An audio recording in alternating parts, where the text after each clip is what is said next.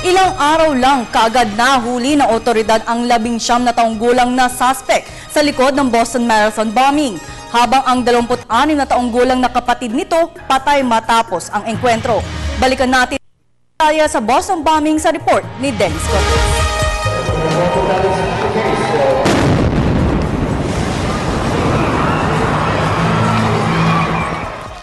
Lunes ika-15 ng Abril, halos ikagulat ng Amerika ang pagsabog sa Boston Marathon na pinakakilalang running event sa buong mundo.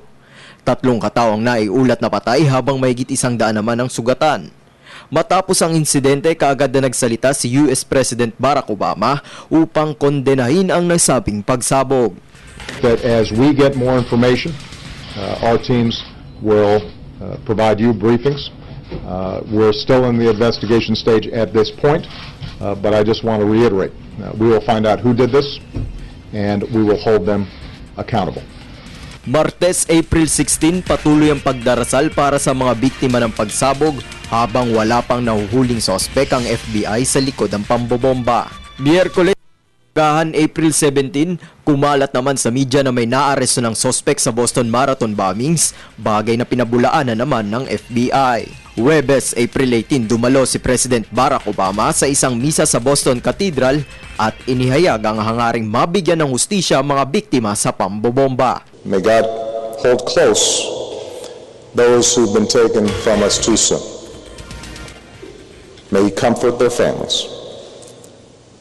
And may He continue to watch over these United States of America.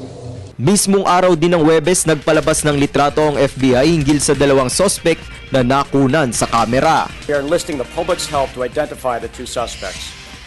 After a very detailed analysis of photo, video, and other evidence, we are releasing photos of these 2 suspects. They are identified as Suspect 1 and Suspect 2. They appear to be associated. Kasunod dito, puspusan na ang manhunt operation ng otoridad. April 19, Biyernes, napatay ang 26 na taong gulang na sospek sa Boston bombings matapos makipagpalitan ng putok sa Watertown sa Amerika. Dahil dito, pinayuhan din kaagad ng otoridad ang mga residente na mag-ingat sa kanilang mga tahanan habang hinahanap pa ang pangalawang sospek. There is a massive manhunt underway, a lot of law enforcement involved in that.